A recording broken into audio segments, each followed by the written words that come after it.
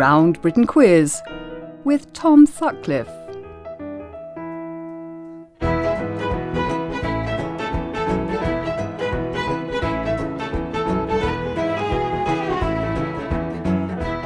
Hello. Northern Ireland won their first match of the series a couple of weeks ago and the North of England drew theirs.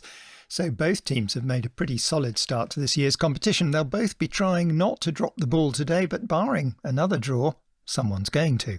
Our players today, Paddy Duffy and Freya McClements for Northern Ireland and Adele Garris and Stuart McConey for the North of England, are all on home territory because we're recording in lockdown conditions and they're in studies and spare rooms all across the country. There is no home advantage, though. We can see them all on Zoom, and any silent conferring is going to have to be by WhatsApp or text message. They're getting their questions by email right now, and as their printers were into action, I'll give you the solution to last week's cliffhanger puzzle. At the end of the programme, then, I asked in whose world a pathetic cuckoo might attend a funeral march in a tempest and join a passionate hunt by moonlight in spring. And that elaborate phrase was contrived to suggest the nicknames of Beethoven's sonatas, not in order of composition, but the Pathétique, Cuckoo, Funeral March, Tempest, Appassionata, Hunt, Moonlight and Spring were all in there. And you can check out the answer on our website if you doubt me. You'll also find all of today's questions on our website if you want to see them in print. Sometimes even a capital letter can offer a way in. Now, let's see how the teams get on with them this time round, and it's Paddy and Freya's turn to start with this. Why would a singer with a black bottom and a musical orphan's benefactor look up to an American folk artist, and which heavyweight champion boxer of the 60s might in turn look up to them? Why would a singer with a black bottom and a musical orphan's benefactor look up to an American folk artist, and which heavyweight champion boxer of the 60s might in turn look up to them? We'll start, I suppose, with the musical orphan's benefactor. We're assuming that the musical orphan is Annie, and therefore the benefactor would be Daddy Warbucks. It is Daddy Warbucks, yeah. So maybe some, for example, like the heavyweight boxer might be somebody like Sugar Ray Robinson or something like that. So like a sugar daddy. Is that the riff we're playing with? Not exactly, no. Is it a familiar relationship? So a sort of an adopted child looks up to a parent. There's a kind of familial. You're now getting a bit closer, yeah. So the folk artist, could that be Woody and Arlo Guthrie, for example? No. Is that sort of where right? Okay, so if we've got Annie, we've got Daddy. So why would the boxer then look up to them? Well, unless he was on the ground, so maybe Sonny Liston looking up at Muhammad Ali or something. Let's start looking at heavyweight champion boxers. Hold on, is it Sonny? Sonny is a son. Sonny Liston, of course, right. Sonny Liston would look up to Daddy Warbucks, or now could it be so maybe like Lady Day, like it's a Billie Holiday, or black? I think it's a jazz. It's a jazz. Could it be Mama Thornton? No, it's I think you would call it blues, really. Blues, rather than okay, jazz. fair enough. Subject of a August Wilson play, which very recently was done on Netflix, in fact. Yeah, and I saw the ad for it on Netflix and whizzed past it, and I'm really regretting that decision at the moment. So we've got a Sonny. So we've got Annie looks up to Daddy. We've got Sonny Liston. You don't need Annie at all, really. Okay. You've got the relevant bit with Daddy Warbucks. Yeah. So now, what about the Warbucks. American folk artist? The American folk artist. So was there anybody who was known as, father, son? Or like sort of the mother of folk, so like mother, I don't know, did Joan Baez have that kind of name, like sort of like the mother of folk singing or something like that? Or it's not. If you look at this clue, the clue gives you some hints as to relative positions here, which might help you. So the singer and then Daddy would look up to. So who would they look up to? So they look up to. Grandpa, so Daddy Warbucks looks something? up to a grandfather, a grandmother.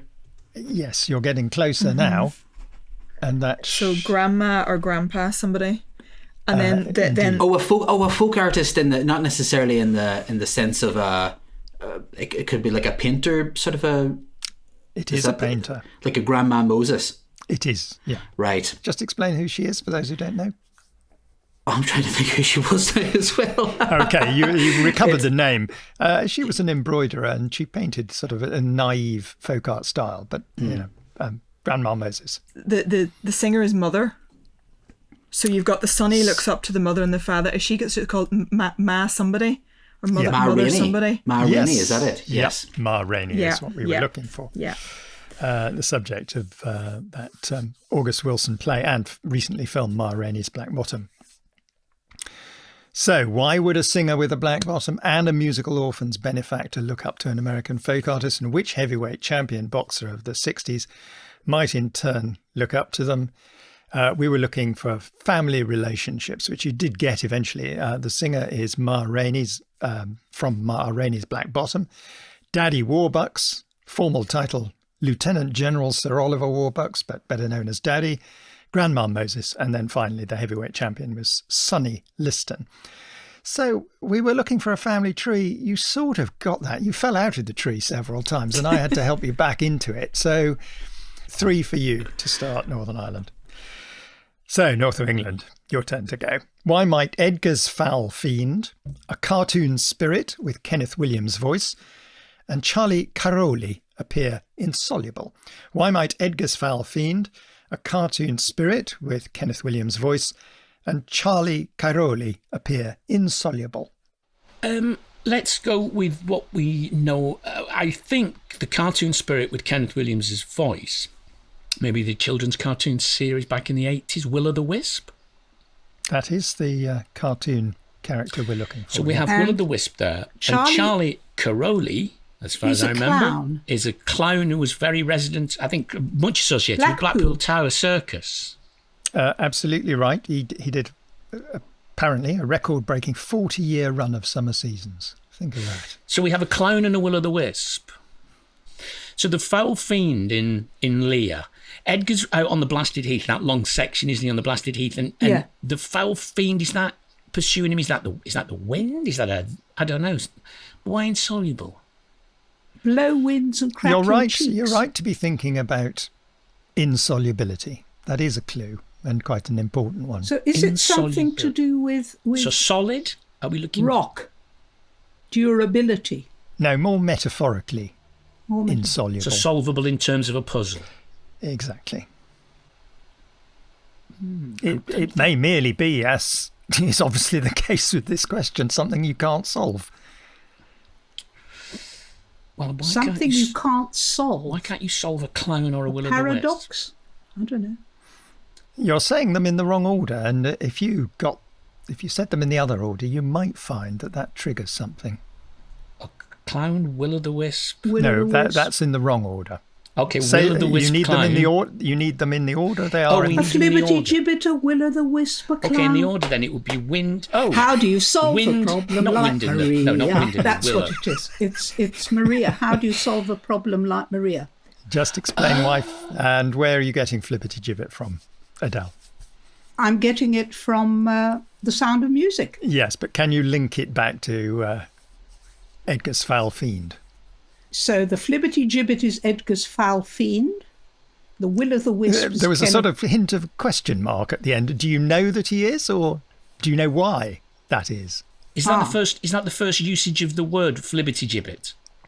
Is that one of those coinages that Shakespeare invented? It wasn't, in fact. I think the word exists previous to Shakespeare. It originally meant a gossip, a prattler, but he says the foul fiend flibbity gibbet in the mad scene. You've got the right scene. It was very funny that Stuart was busily pounding away at this solution as Adele was actually humming the answer to it, because Edgar's foul fiend was flibbity gibbet, cartoon spirit with Kenneth Williams' voice was will-o'-the-wisp, and Charlie Cairoli was a clown, which gave you a flibbity gibbet, a will-o'-the-wisp, a clown. We did get it in the end, but only after I'd instructed you to think very carefully about the order of those things. At a pinch, it's 4, North of England. So, Freya and Paddy, it's time for a musical clue. Have a listen to these 3 pieces and think about what they might have in common. Can we pretend that airplanes in the night sky like shooting stars? I could really use a wish right now, wish right now, wish right now. wishing that airplanes in the night sky like shooting stars. I could really use a wish right now, wish right now, wish right now. Yeah.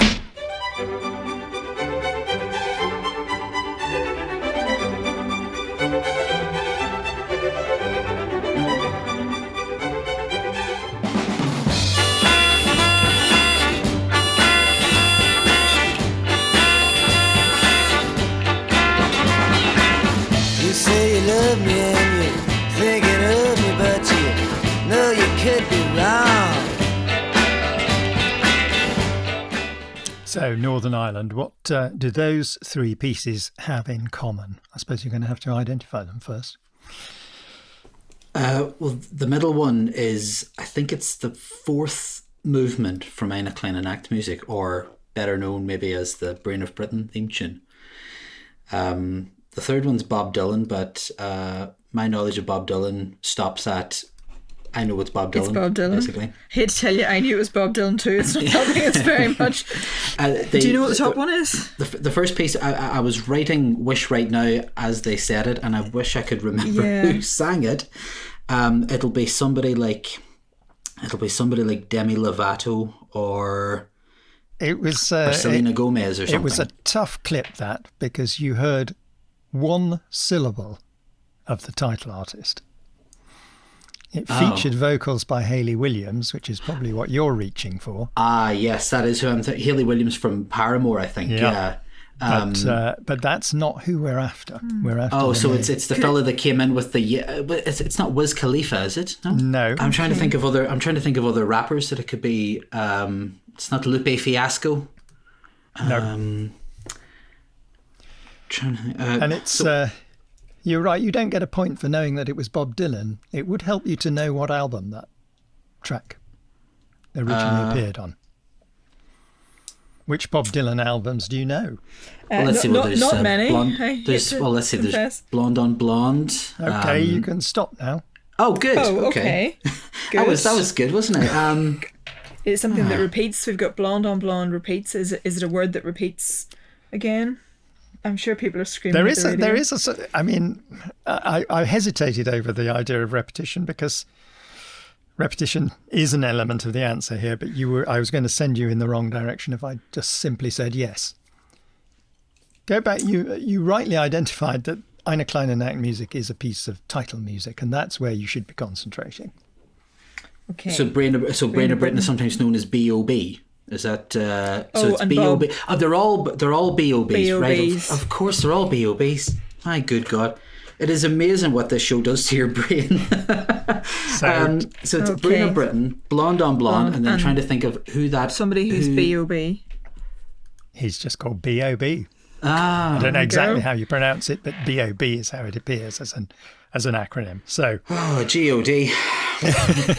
Indeed, we gave you. B.O.B. Airplanes, featuring vocals by Hayley Williams, but it's actually the American rap artist Bobby Ray Simmons Jr.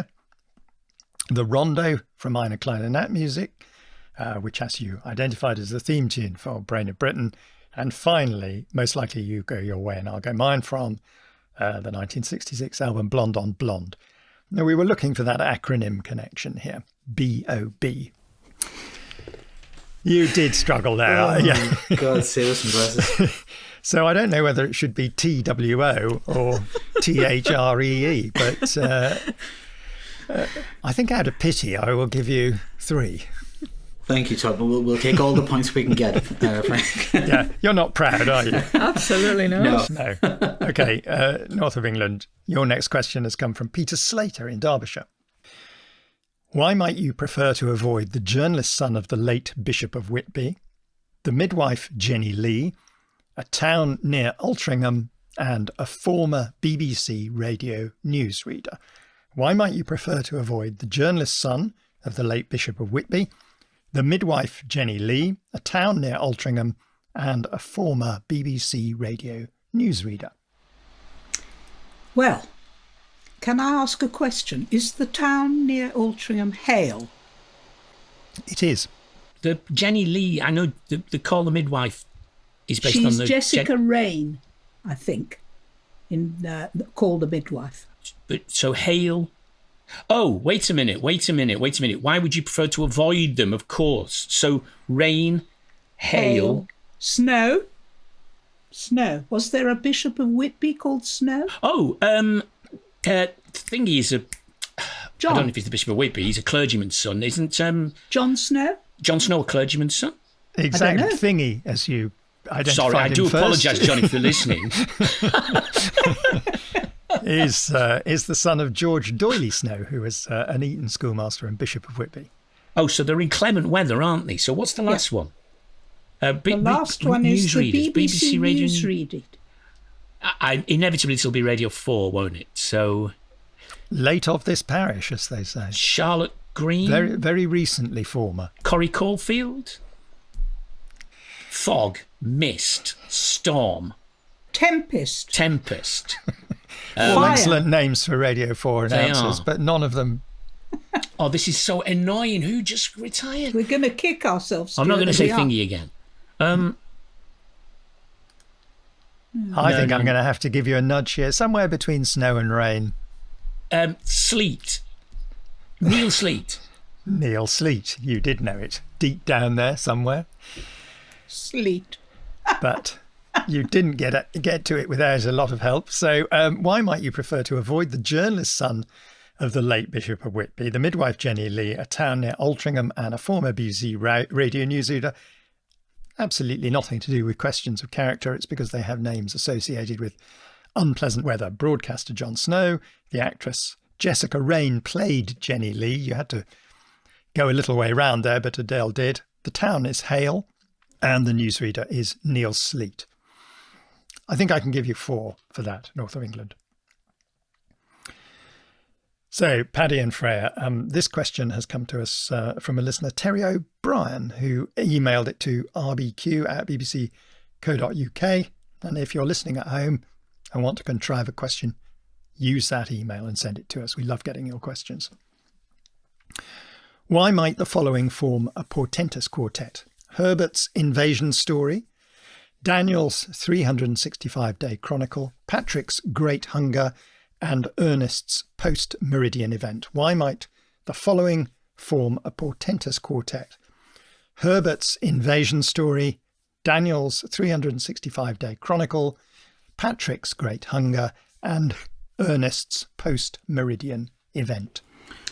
Yeah, so I think hopefully we may see some friends galloping over the hill at us to get us out of our situation at the moment, because we think that the portentous quartet is the 4 horsemen of the apocalypse. We start with Ernest's post-meridian event, which we think must be death in the afternoon. And then... So Daniel's 365-day chronicle is Daniel Defoe, Journal of the Plague Year. Indeed, much read over the last year. For obvious reasons. Indeed. And I think Frank. I think Herbert's invasion story. I think is Frank Herbert June. So we got death and we got plague, which is war. We got death and we got plague. So then we have and the third one, Great Hunger, refers to Angorta Moor, as we'd refer to it in Ireland, as sort of the Great Hunger being the famine, the Irish potato famine of the 1840s. So then it'll have to be somebody like Patrick Kavanagh or Patrick. Patrick Kavanagh might have had a poem about the Great Hunger. Indeed, yes. You've got the right Patrick. You've got the right Daniel. You've got the right Ernest. You have not got the right Herbert. Oh, okay. So it's a Herbert, somebody Herbert that wrote a war novel. It could be Herbert. You were in the area. Your guess was in the area of science fiction. Yeah. Which was H.G. Wells, War of the Worlds. Yes, of course. That's what we're looking for. Yeah. I thought you were heading for a 6 there. I really did. Because you got the general principle and you got every single detail except for the last one right. And I feel that we probably have to dock a point just for that slight misstep at the end there. So it's 5 points to you. Herbert's invasion story was a clue to H.G. Wells' War of the Worlds. War, 1 horseman. Daniel's 365-day chronicle was The Journal of the Plague Year, Plague or Pestilence. Patrick's Great Hunger, Patrick Kavanagh's poem The Great Hunger about the Irish potato famine, gives you famine. And finally, Ernest's post-meridian event, Death in the Afternoon, was death. So it's the 4 horsemen of the apocalypse. Well done. I'm sorry you dropped that final point. So, north of England. Time for a music question for you, Adele and Stuart. Listen to this and decide what could be the family connection. All the faces, all the voices blur. Change to one face, change to one voice.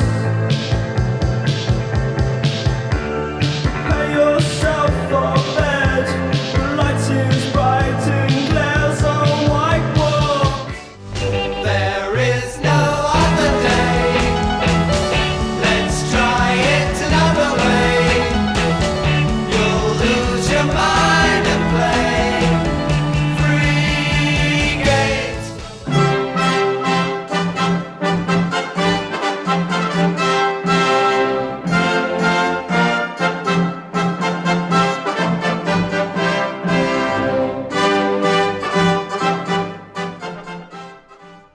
So, Adele and Stuart, what could be the family connection? I think I've got it, Adele. Do you? Good. I rely on you entirely, Well, Stuart. I'm going to. Well, let's go for the absolute banker cert first. The middle one is Syd Barrett's Pink Floyd singing "See Emily Play." So, as soon as we get an Emily as part of a threesome, I'm thinking Bronte. Bronte. I think the first one might be Charlotte Sometimes by The Cure, It was, yeah. leading us to think that the final piece must be connected to an Anne. We've got. It's not the music to the film Anne of a Thousand Days, is it?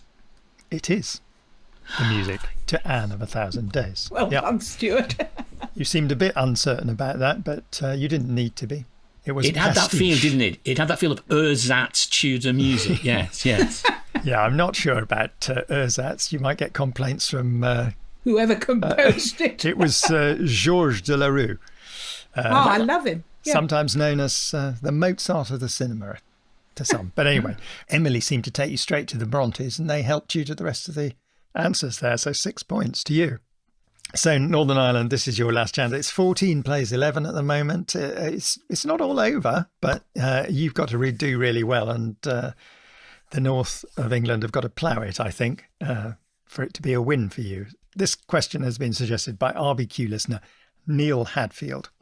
Which landmark on Floyd Road, London South East 7, might get you part of the way towards the ground between Fedioukine and Causeway, where Lancashire is found in Yorkshire, and a mournful place beneath the Slieves? Which landmark on Floyd Road, London South East 7, might get you part of the way towards the ground between Fedioukine and Causeway, where Lancashire is found in Yorkshire, and a mournful place beneath the Slieves?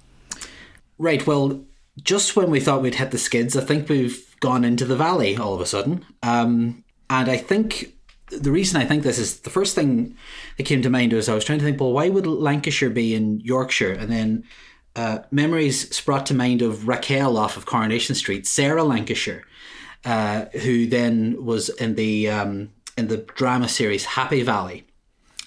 And from then I think it started to sort of tumble out, because Floyd Road, London, SE7 is where Charlton Athletic play.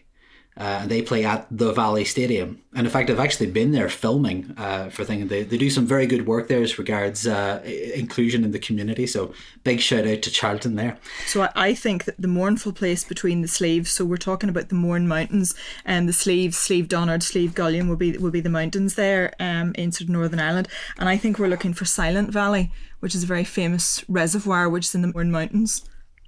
That is the valley we're looking for, yeah. So the question now, so the ground between Fedioukine and Causeway is some other kind of valley, obviously. Causeway would make you think of Finn McCool, but Fedioukine doesn't sound like it's in Antrim or in Argyll. No, so we're not talking about the Giant's Causeway. It sounds like quite stylized. Like it sort of reminds me of like Cathay, is referred to as a poetic name for China. Is this a poetic name? There is a poetic connection here. Yeah, absolutely. Okay. The Valley of the Shadow of Death. Not quite, no. So by not quite, do you mean Tennyson and the Crimean War and the Charge of the Light Brigade? I do. Yes, so once more into the Valley Road, the how many thousand? Exactly, the Valley of Death. Valley of Death, that's it. Yeah. Oh, yeah. The Fedioukine Hills are on one side of the Valley of Death, and the Causeway Heights are on the other side. Proper geographical features, and in between them is the Valley of Death that's described in the Charge of the Light Brigade. So the landmark on Floyd Road is the valley. The ground between Fedioukine and Causeway is the Valley of Death. Where Lancashire is found in Yorkshire, the hardest part of the clue, I thought, but that's where you got in, because this was a cryptic way of describing Happy Valley, starring Sarah Lancashire, set in the Calder Valley in Yorkshire. And finally, the Mourneful place beneath the Slieves. Well, we were looking for Silent Valley, which you got. I think that's a clear 5. I would love to have given you a 6, but my stern producer is signalling me with his expressive eyebrows that you needed a bit too much of a nudge. So it's 5 for you. So, north of England, what could be considered contradictory about a former English chess champion taking a holiday in a California tourist resort, a writer best known for Yorkshire set thrillers, visiting a historic East Sussex abbey town, and a northern cartoonist corresponding with a South American footballer? What could be considered contradictory about a former English chess champion taking a holiday in a California tourist resort, a writer best known for Yorkshire set thrillers, visiting a historic East Sussex abbey town, and a northern cartoonist corresponding with a South American footballer? I think I've got one of them. I think I might have them all. What do you think you've got? I think I've got the writer and the abbey being peace and battle. Well, that was the one I was least sure about, but I think, yes, that's one going to be my guess. David Peace, the Yorkshire quartet, the Red Battle Abbey. As soon as you say English chess champion, you've got to think Nigel Short, haven't you?